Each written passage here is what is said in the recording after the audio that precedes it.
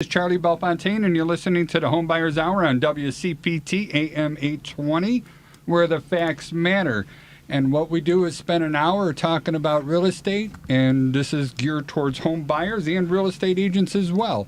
In the studio with me, I have two people.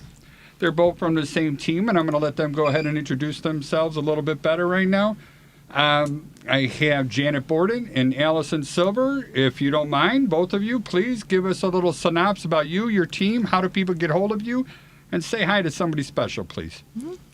I'm Janet Borden. We are with Compass, and our team is Arrow Home Advisors, and I would like to say hi to Dana and Hallie. Nice. Hi, I'm Allison Silver. Janet and I formed Arrow Home Advisors just recently. This is our first year together as partners. We have been working together, though, for the last 10 years. We were, we would back each other up. We would team up on different listings, but we decided to start this new team. And I'd like to say hello to my family, Ethan, Sammy, and Joe this morning. I love it. And then also in the studio with us, we have Patrick Loftus of Loftus Law. Patrick, you know what to do.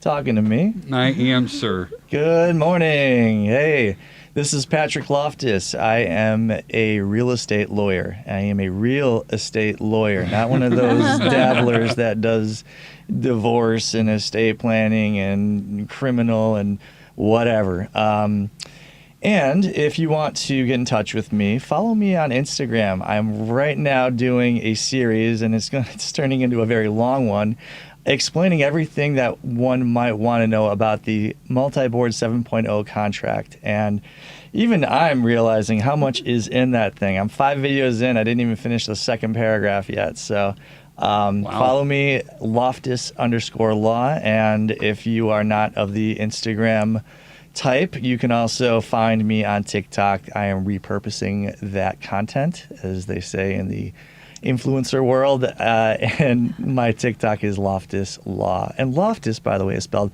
L-O-F like Frank, T like Tom, U-S like Sam. Lastly, I would like to say hi to my beautiful wife and our beautiful cat, Miss Naya T. Cat, and the T stands for the. That's awesome. And remotely, we got Joey Matthews of the Federal Savings Bank. Joey, if you don't mind, give us a lowdown, and then I'm going to come right back to you about what the heck has been going on in the economy over the last couple weeks. Like nothing, right? Nothing's happening. But there's no important number coming out this afternoon. Nothing today. Nothing today. So Joey Matthews, the Federal Savings Bank, the VA Loan Nerd, NMLS 1330694. You can find me at thevaloannerd.com or across social medias as the VA Loan Nerd. So what's going on right now is the inflation data. Came out from the Fed this morning at 7:30. If you're listening on Saturday, it came out on Wednesday, which is this morning for me right now. Came in slightly later than expected, so we are seeing a buyback of the 10-year Treasuries, which is pushing a little bit of a buyback in the MBS mortgage-backed security market, which is a good thing for rates. However, it's not terribly strong, so I wouldn't expect much of a change overall. And of course, whenever we see inflation data come in, we usually have a day or two of volatility, and we'll see what the real effect is by Friday. And we'll also see some more economic news come in by then. So if you're listening on Saturday, everything should have settled down by now, and we'll see where you're at. But that's kind of what's going on. Nothing crazy. I know this whole debt ceiling thing that's in the news all the time comes up. That, right. And you're shrugging your shoulders on it, I assume, and rolling your eyes. Because we've seen it out before and, gets to the end hour and then everything keeps rolling forward. Is that kind of what we're predicting this time around, or do you think this is a little more something we should be more worried about?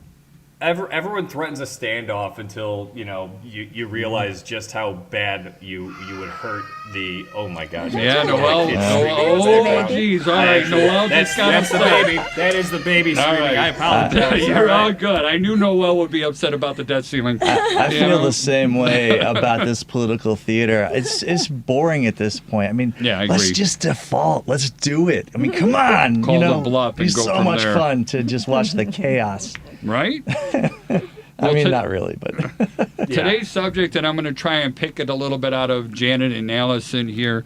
We want to talk about how what mistakes that both real estate agents and home buyers make with regards to multiple offers. Obviously, it's a tremendous seller's market right now in most of the area in the Chicagoland area. But I'm gonna put it off on you two.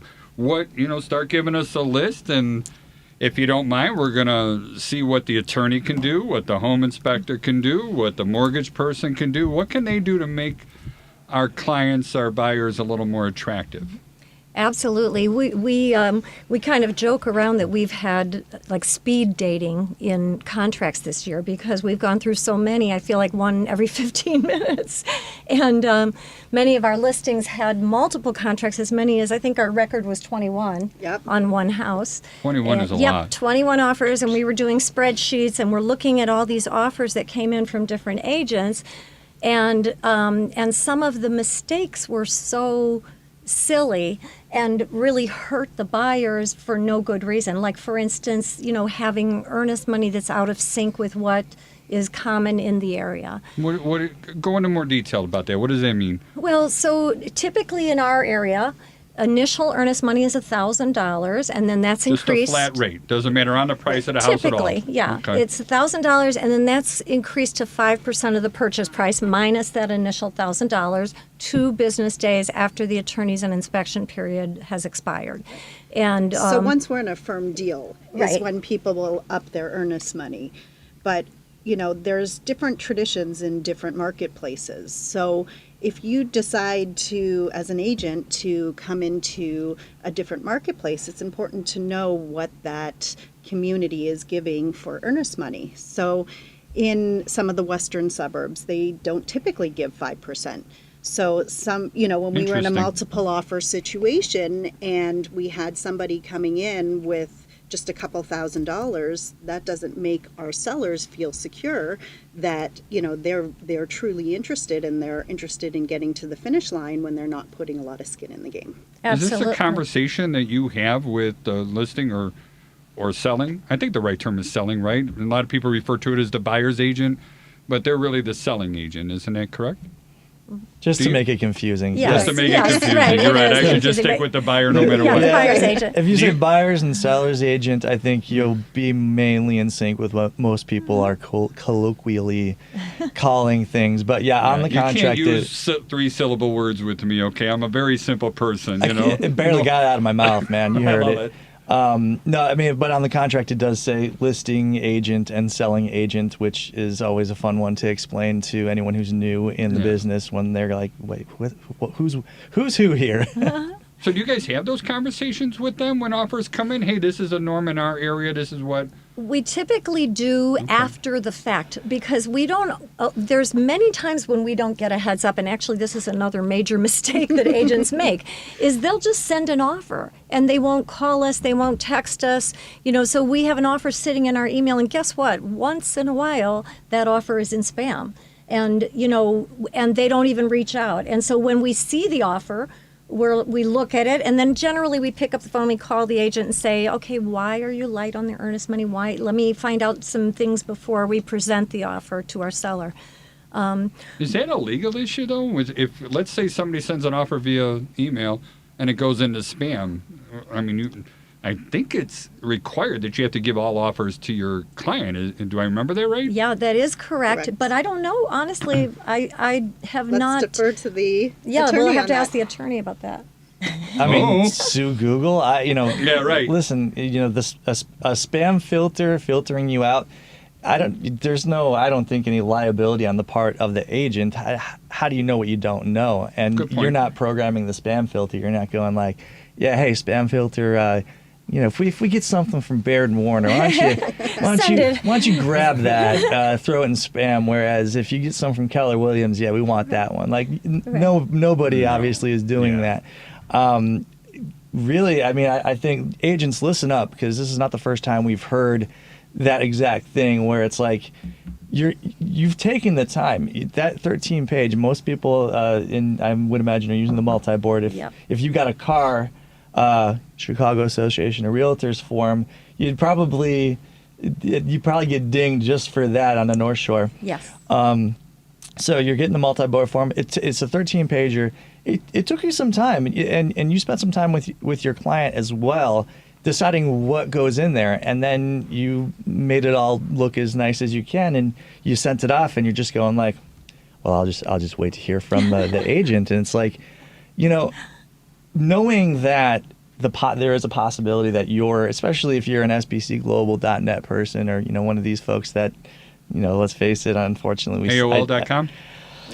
They exist. How many lawyers are still using AOL.com? And it really blows my mind. Anyways, I'm going to derail the conversation because I want to toss it back to you.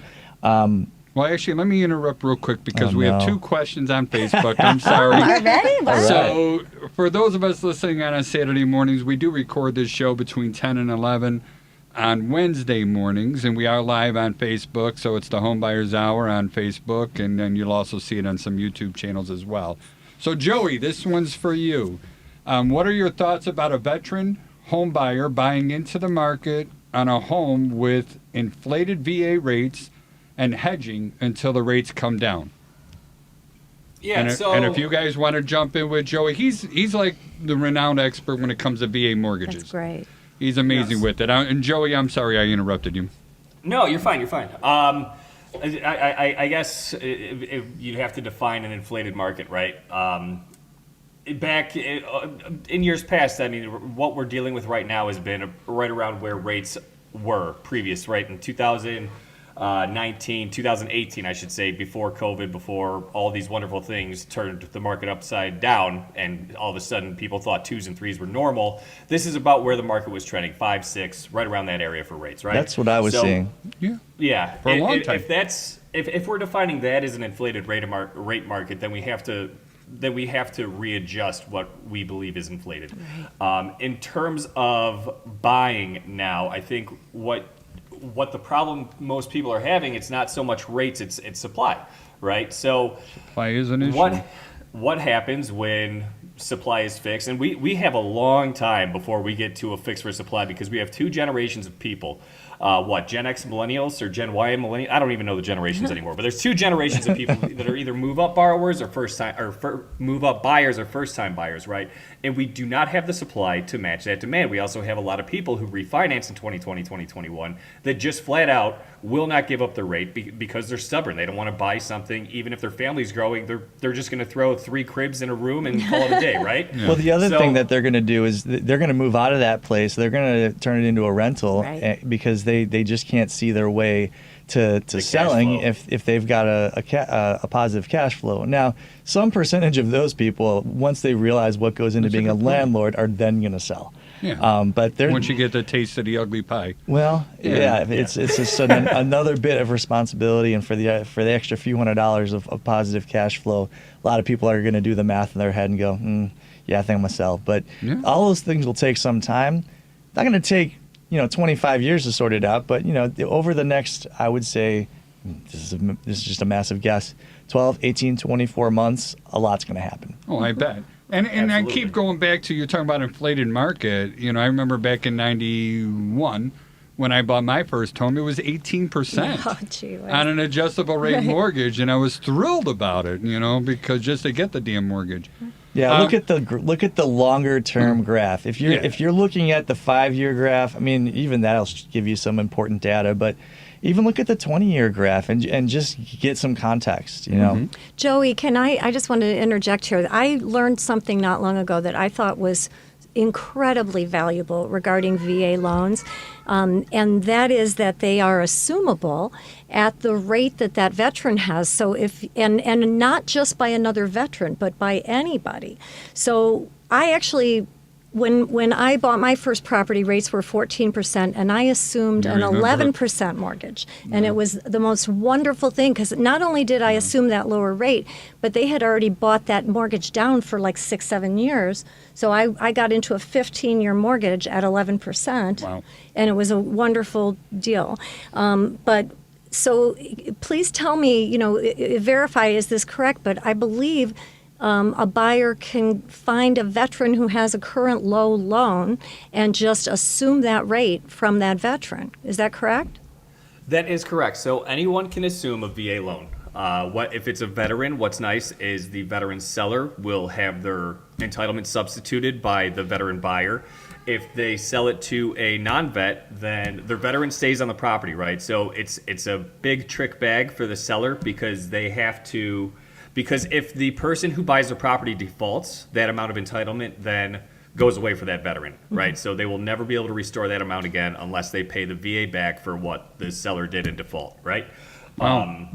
The other piece here is that a lot of people don't realize is it doesn't have to be a primary residence if it's a non-veteran buyer. If it's a veteran buyer, it has to be a primary, but a non-vet, you can have an investor buy it and assume the mortgage too. Wow. A lot of people don't realize I that. didn't know that. That's great. Yeah. So the big thing to be cognizant of is the delta between the loan balance and the sales price has to be made up somehow. Right. Right. So whether that be a HELOC, whether that be cash, you got to find a way to make up the delta to make it make sense for the transaction. But yes, VA loans are assumable by anybody. Joey, you can do those loans, right? The ones that make up the difference between the amount assumed and the purchase price, right? I cannot do those. Oh. Those are HELOC lenders, home equity line of credit, home equity loan lenders.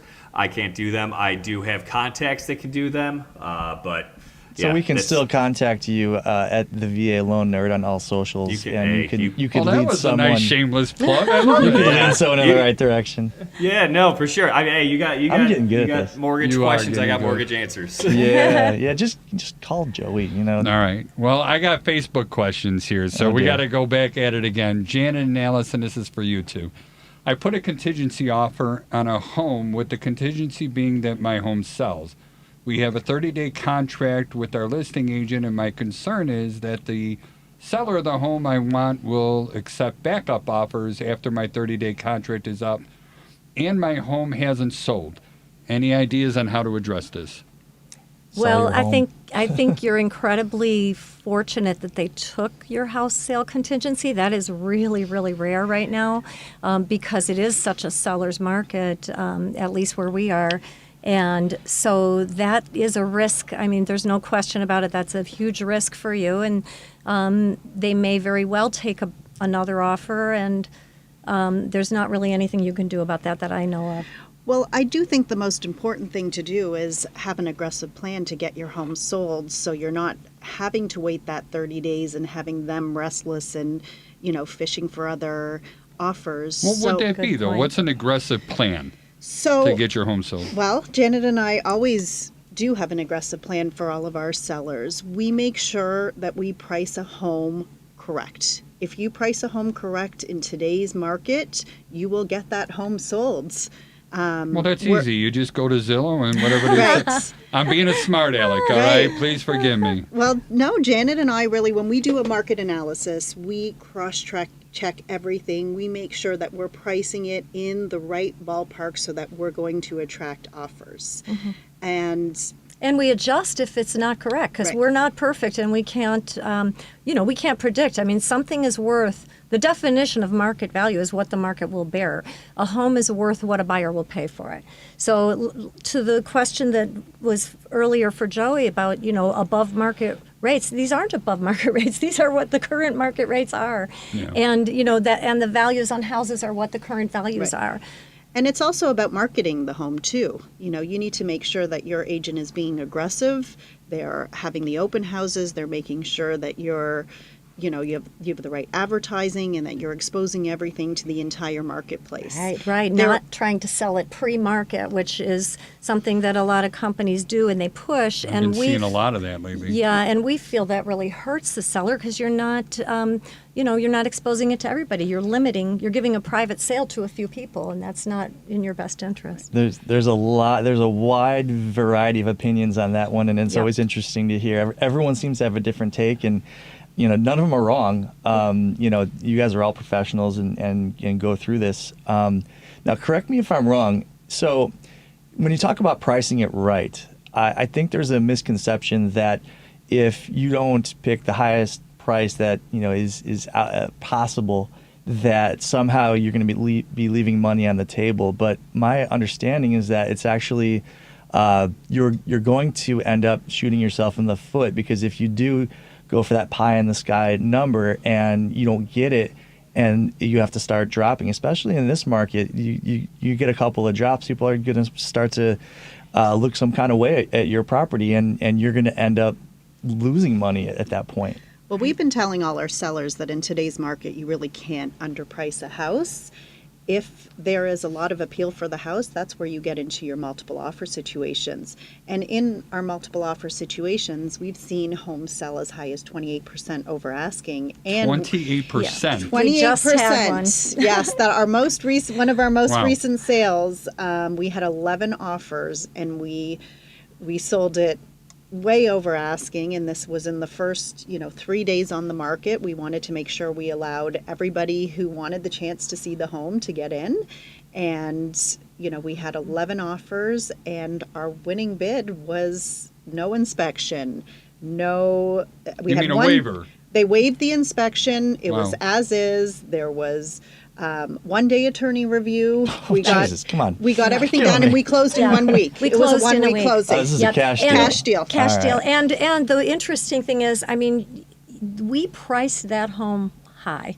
We looked at all the comps. We priced up because the market was active, and we knew the supply and Right. demand was way off in that There was community. no inventory in that community, Yeah. so we felt like we could be a little bit more aggressive on the Right. price. And even with that, It went we way were over. able to get 400,000 over asking. And that's Jeez. because we exposed it to everybody. I mean, that's the thing is our sellers could have sold that the first day on the market for 100 over full price and been very happy and told everybody, look how fast we sold this. But by exposing it to everybody, they got much more than that. And we think that's Right. key. And they're going That's to tell what- all their friends, guess what Janet and Allison did for us. Yes. And But that's why It's your we feel. reputation. There's nothing wrong with that. That's the most important thing we do. And that's why we feel that trying to sell something pre-market isn't fair to the sellers, because nobody knows what the market is going to produce for a home. So if we were to have told our sellers, this is a great, we exposed it on the private network and we let people see it, and somebody came in at full price, they would have left $400,000 on the table. Wow, that's amazing. All right, they did add another question to this, so I kind of need you to put the thinking caps on here. And Joey, you might have to jump in on this as well. It's an appraisal type question. So this person is selling a home. They got a $47,000 solar system on there, but there's no comps with solar systems in the area where this is. So the appraiser says, I'm not going to include this because how do you fight that? I mean, that definitely has value that comes in there. So how do you fight something like that? Joey, we'll start with you. I'll jump on there real quick. So Yeah. you have a $47,000 solar system. Two things: is it leased? Because if it's leased, then Then it has no value. There's no value because you have to get the loan transferred to the buyer. You have to lose a solar system, right? If it is an owned solar system, then it can add some value. However, again, an appraiser is going to need to find comps, and that could be an issue, right? Because what are you going to add the value at if you can't find anything similar to the home? So I get what the appraiser's saying, but Patrick is going to jump on this. yeah, sorry about that. I mean, I just have so much to say. And they did reply back saying it's not leased. Okay. I mean, Okay. look, let's not make an assumption that you get dollar for dollar value for every dollar you put into the property. So, for example, if you replace a furnace, it's probably not going to move the needle in terms of the value of your property, even though you just dropped, I don't want to assume, between 5, 10, whatever, 15 Whoa. grand. I mean, $15,000 furnace, I'm in. Up on the North Shore, I mean, you probably see a lot of houses with 2 furnaces. Or Yeah. 3 Each or of- 4. Yeah. And each Or of them 6. could be 12, 15, Yeah. On up, depending how many bells and whistles they got. But yeah, I mean, how many buyers actually poke their head in the utility closet? Right. Can I just address this too quickly? Please. Is that it's, I don't know if I'm allowed to say this, but I will just say that there are some bad appraisals. I mean, You can say that, yeah. I have had I've houses. got stories and stories to yeah, tell you. I have had houses where I look at the appraisal and I say, wait a minute, every one of these comps backs up to a train or is on a busy street and the subject house doesn't.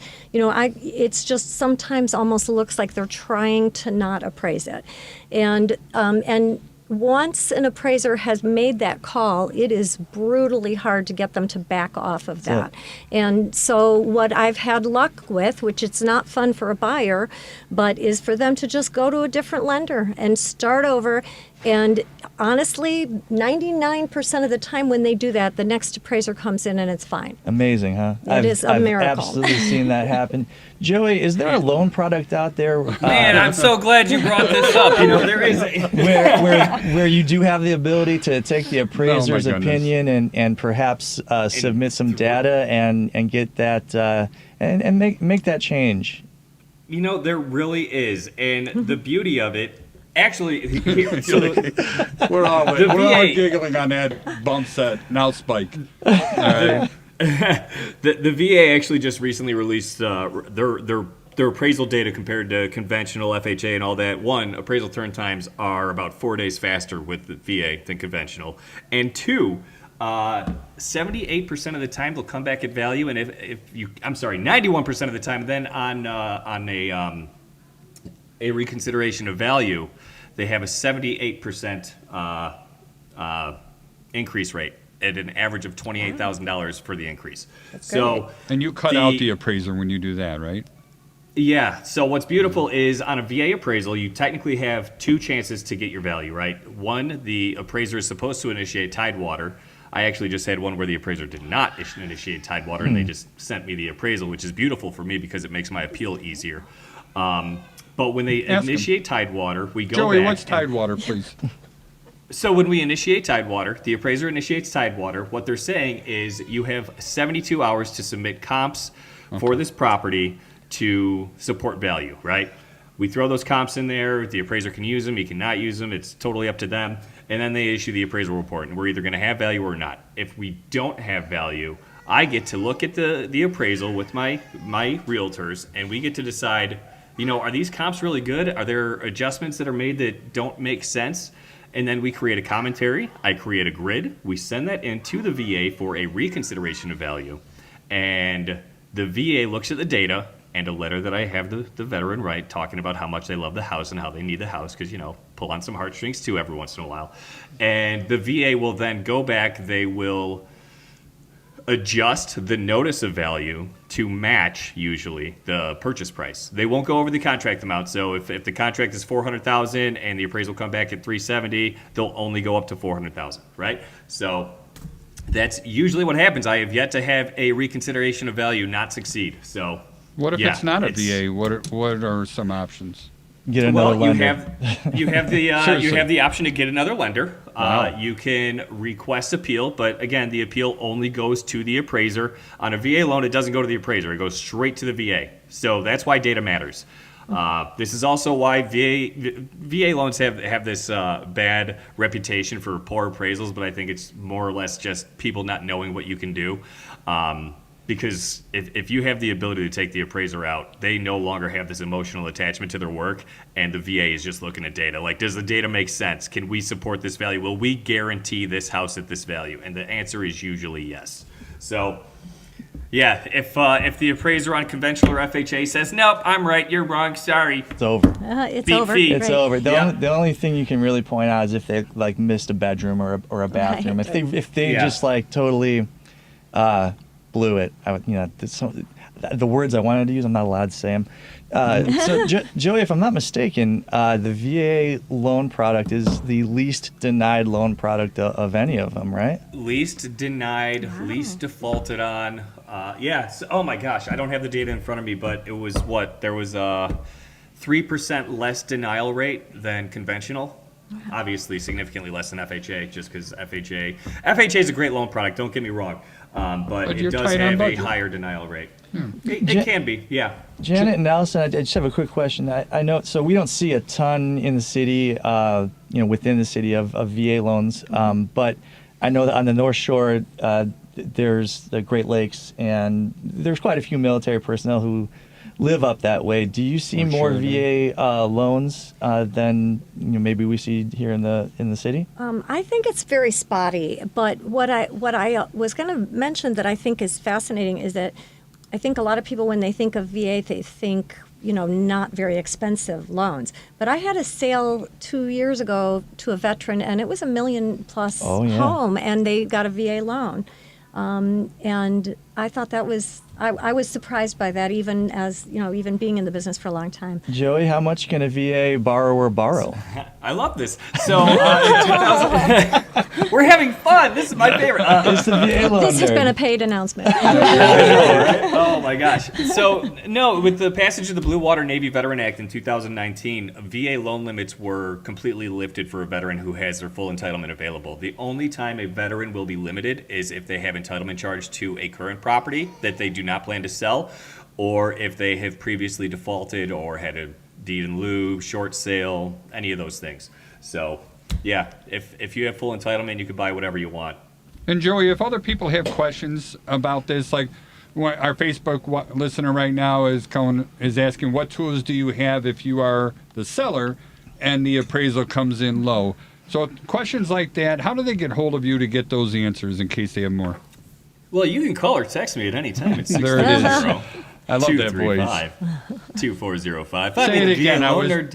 Say it again, please. I was talking over you. That's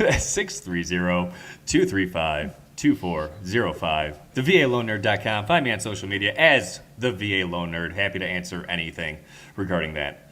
Sounds good. Charles, can I address that too? Because when we're working for a seller, Yes. any good agent will do this. Your agent should be meeting the appraiser, bringing comps. We've seen all the comps in our area, so we can make notes. We actually make notes on every single comp when we bring them to the appraiser.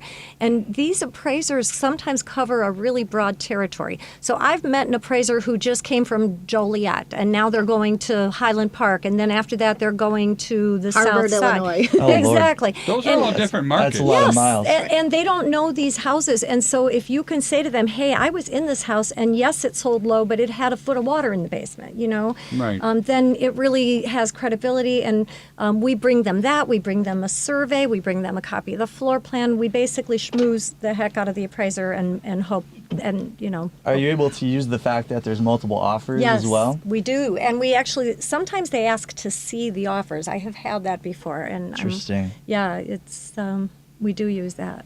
Okay. And then do you answer questions? Let's say they're not your client. If somebody has questions about real estate, or anything like that, will you kind of answer questions? Absolutely. Absolutely. And how do Sure. they get hold of you if they want to send you messages or give you a phone call? So they can reach us at 847-780-7390. Say it one more time, please. 847-780-7390. Okay. Or they can also email us at arrow@compass.com, ARROW@compass.com. And we just actually created a new website. You can check out our website too at arrowhomeadvisors.com. You guys are on Instagram too, if I'm not Yes, mistaken. We We are on are. Instagram. Give So us a quick scoop on that one then, please. Oh, gosh. Oh, I got the hard wait, question I got out it. there. Sorry, I sent it to you, but I don't remember. no, well, we That's both have all I think it's just right. Arrow Home Advisors. On Arrow Instagram. Home Advisors on Instagram. We Right. also have our personal pages. Right, I'm Jan Can HP. And I'm Allison Silver Real Estate. I do like that Jan Can. Thank you. slogan that comes in there. It's my theme. Patrick, how do they get hold of you?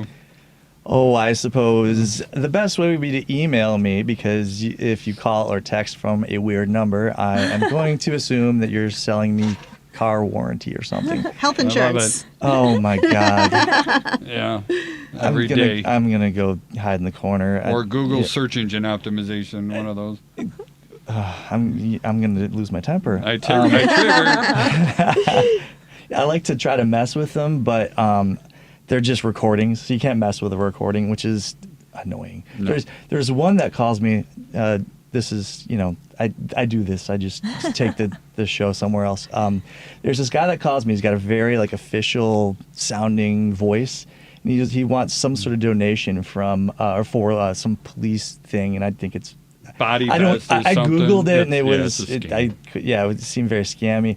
But now when he calls, I go, you again. You know, hey, you must really like me. You call me more than my wife does. And he's got a super deep voice if it's the guy I remember. You get him too. You get that guy too. Yeah. Tell him that. Don't give him any money. Tell him Patrick says hi. Yeah, tell him I say hi. Tell him I will. I miss him. But Anyways. I work for the Village of Northbrook, and I'll tell you that we never took any money from any organization to buy our police any sort of body vest, and each one of the police departments has their own association. You can find something local, donate directly to them. 100% goes to them. These organizations, usually they keep about 90% of the money you give them. You know, and then they give away 10. Sorry to interrupt. I'm so glad I derailed this because that is a PSA that I want everyone to know, because it's one of those things. Someone, they go, first responders is a big thing. Why don't I see if I can get some money for first responders, and I'll chuck a few bucks their way, and I'll use the rest of it for whatever. But we're going to be giving our producer an attaboy in a few minutes, but he just said that he got the same exact phone call while we're on the air. Oh my goodness! Which is awesome. That's Did you tell him I say hi? I will. So Devin's shaking his head. He's like, nah, I ain't got time for that guy. My name Email me. Oh, sorry. I'm taking off of yours. No, you asked me to tell people how to contact me, and I totally went in another direction. Email me, patrick@loftus.law. LOF like Frank, T like Tom, US like Sam.law. And that phone number again? 773-632-8330. If you want money for some phony charity, call me so I can mess with you. Oh, my goodness. Oh my goodness! You're opening yourself up to My phone number's everywhere, man. Whoever wants to call me, they're going to torture me. It was like that guy that with the credit guard or whatever it was called, he would give out his social security number. Oh. My name is Charlie Belfontaine. I own Chicagoland Home Inspectors. Our website is www.thehomeinspectors, that's plural, ORS, and it's a .com. If you're interested in joining the home inspection profession, we also own a training program. It's Home Inspection University of Illinois. That website is HIUIL.com. Our phone number is area code 312-544-9180. I'll repeat that, 312-544-9180. If you press 2, it's going to tell you. If you want to talk to an actual human being, press 2, do it. It will come to me. I'll help anybody with any problems in their home. I'll do the best I can. We don't charge to talk to anyone on the phone. I'm also going to keep talking. Our Facebook listener who was asking about the solar panels, they asked me a question, why don't we include those in our standard operating procedures as what's minimum? And here in the state of Illinois, we're actually negotiating right now with the Illinois Department of Financial and Professional Regulations about changing and editing our minimum requirements. And I think, and this is all speculation on my part, is my pure opinion, is that solar systems are so new. And everybody's kind of ignorant. Nobody knows much about them right now when it comes to our end of it. But the more they start coming around, the more it becomes the norm that they're going to be found on every house, then that's the way it's going to be. We're going to start looking at those or adding them into it. Although, that being said, you go down to Florida, even though it's common practice in Florida that all the home inspectors there look at pools, it is not in their SOP. So sometimes it keeps things on the outside. And I always think this is a specialty where people can go back in there and get it. So what is an SOP? You guys are throwing me at me. If I'm acronym averse. Exactly. Deal with it. I know. Standard operating procedures. All right. And my biggest beef with that standard operating procedures is that these are the minimum things that we have to inspect. And believe it or not, the word inspect has a definition in our law. That means to look at. It doesn't say how you look at it or what you have to do. It means you just have to look at it. So we have home inspectors out there to say, well, I have to inspect the furnace. So they turn the furnace on. Okay, it made heat. I looked at it. We're good. We have other companies that are going to throw combustion analyzers on it and determine exactly the efficiency that they're running. How much carbon monoxide, dioxide, how much oxygen's left over. And they get a real good picture by using tools like that to see in the condition of the actual heat exchanger without seeing it. So we know that if we have to get another contractor out there to put eyes on the heat exchanger, we got a little bit of data to back it up.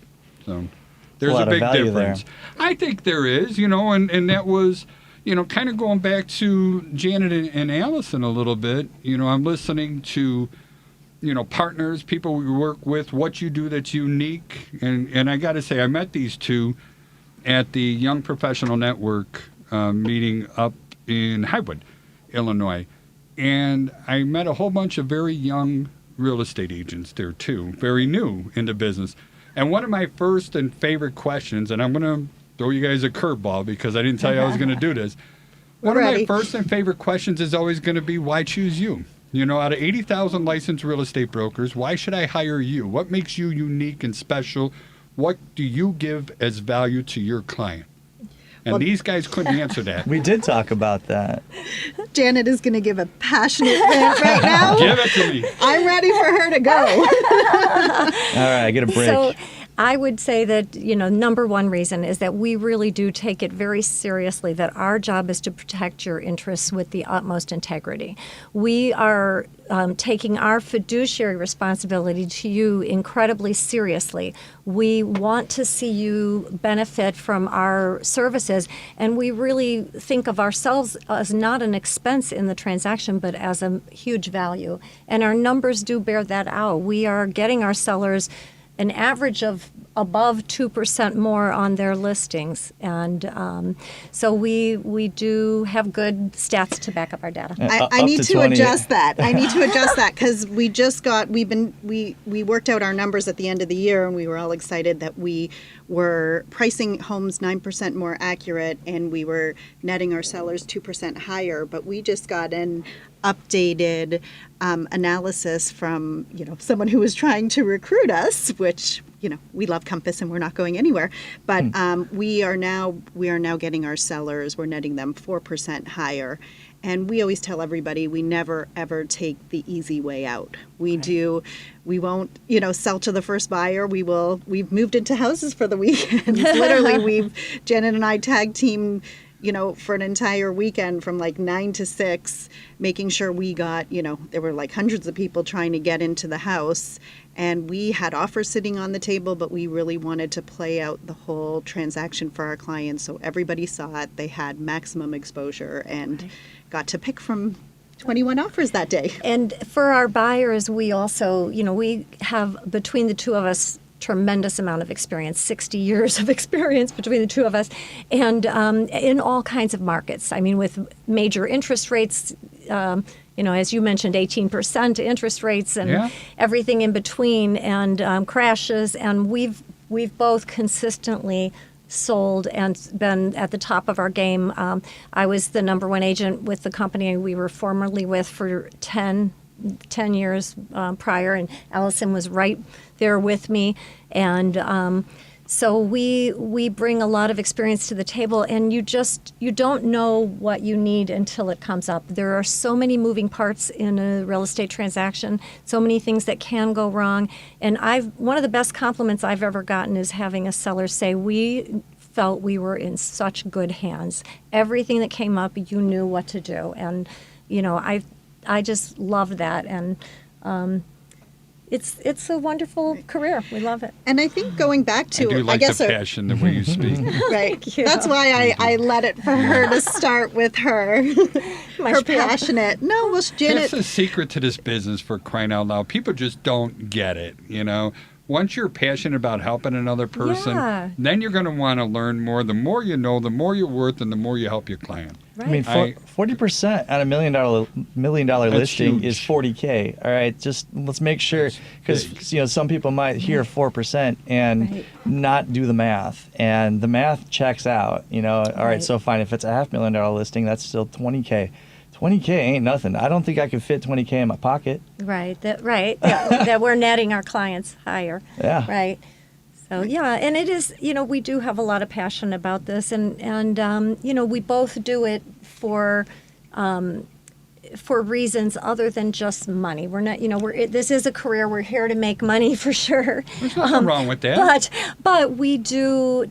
Our clients become our friends and our long-time relationships, and Bingo. There's we're- secret number 2 right Yes, there. right, People right. think we're in the home selling business. Right. We're in the relationship building business. Absolutely. And I also love that in this career, even though we've been doing this forever and we have a tremendous amount of experience, we are constantly learning. Like, as I said, with all the contracts last year, it was like university, crash course in contracts. But it really does help our buyers at the end of the day, because we see when we're getting all of these offers, we see the tricks and what some of these agents are doing to put their buyer at the head of the pack. So Well, share some of those. What are some Right. of those tricks? Yeah, and where other agents are dropping the ball, and where you can Right. find Absolutely. little ways to wiggle in. So I guess the first thing with dropping the ball is really having no conversation and us not even knowing that you're putting in an offer, who your buyers are, or And now you're talking Or- agent to agent conversation. Right. Okay. Right. Agents call us, schmooze us, text us, say, hey, it was so great seeing you. And, I've got an offer for you from these wonderful people. And, let us know that it's coming. And also ask us things like, hey, what's your seller's ideal closing date? Now, Joey does that too. Is that good or bad? It's- When the mortgage broker reaches out to the listing agent. I think it's good one time. I mean, it can get annoying when Are you talking as a selling agent, or as a listing agent now? As a listing agent, I will say, so I just had an experience with a mortgage broker who was wonderful, but every Friday he gave me an update, and it was very nice, but there were times when he would leave me such a long message on my voicemail that it was like filling up my voicemail with, hey, there's no real news, and this loan is in process, and we're doing the best we can. This could have been an email. Bloviators. I Right. love bloviators. Yeah, Right. I mean, I just to kind of add on to what you had to say. I mean, that offer is it's not a piece of paper; it's a PDF, right? That PDF has no personality. That Right. PDF doesn't really. So let me say something that I've said before on the show, which Yeah. is that. Communication is really the words you say is somewhere between 18% and 30% of what's communicated. So even though you may not be face to face with a phone call, the tone, how you say those words, that is going to add value. Believe it or not. I mean, some people might think that what I'm saying is, oh, come on, really? You're dealing with people Humans. after all. And so Absolutely. people are going to they're going to feel some kind of way different after having a good conversation with you than they are just fielding a PDF with an offer and nothing else. Right, And, and it and gets- hoping it doesn't go into the spam folder. It gets much deeper than that too, because we for instance, occasionally we'll have a conversation with a realtor and we realize, boy, this is going to be a hard transaction. She's not guiding her client properly. She's an alarmist. She's, whatever.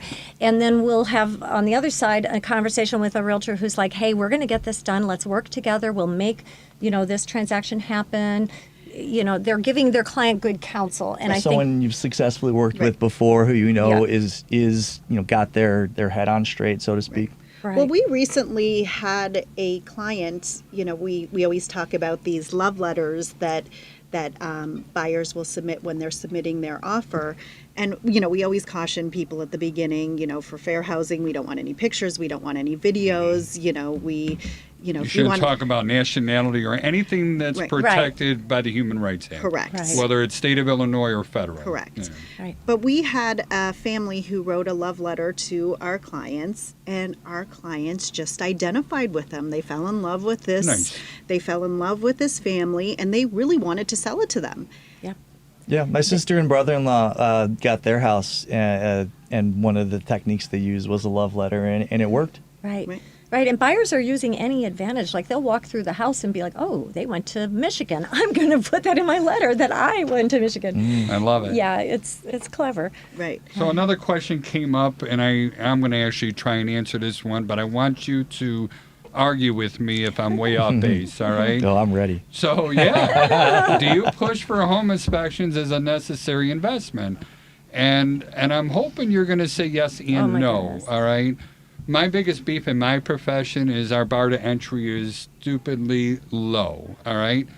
And we're talking 60 hours of watching YouTube videos. You follow some schmuck like me around for 5 inspections. You get 70, I think I could say schmuck. You get 70%. If not, $500, buddy. Yeah, well, now it's 1,000. Oh, Yeah, you get, but you get 70% on a multiple choice test that I feel is ridiculously easy, and now you're helping someone with the biggest purchase of their voice. And it's not even a C. It's not even a C. And I'm going back and throwing it in Europe, and we are short on time, but it's how do you find somebody that's going to protect your reputation? Because it is your reputation when you refer companies like ours. Absolutely. I mean, we have a very carefully curated list, and we give the names of several inspectors because we always want to give people options. Why is that? Because we don't want to be perceived as steering them toward one inspector. That's fair. And we want them to have options, and also there's a short time frame. There's 5 business days generally for an inspection, so the best inspectors get super busy, and you need to have some options. And we don't have anybody on our list that we're not super comfortable with and that we know do a good job and are thorough. Because that's also very important. We don't want somebody who's going to rubber stamp it, but we also don't want somebody who's going to, throw out opinions about value, for instance. Like this is so inappropriate if an inspector. They overstep their bounds. Yeah, they'll come into an area, like for instance, we're on the North Shore and our prices are high, no question about it. But you don't want an inspector saying, you paid how much for this house? God. No. We keep our noses out of that. How do people get hold of you again one last time? Give us all the contact info, please. So it's Allison Silver and Janet Borden at Arrow Home Advisors, where we work with Compass. Sorry, Compass is our broker. Sponsoring broker, yeah. Sponsoring broker.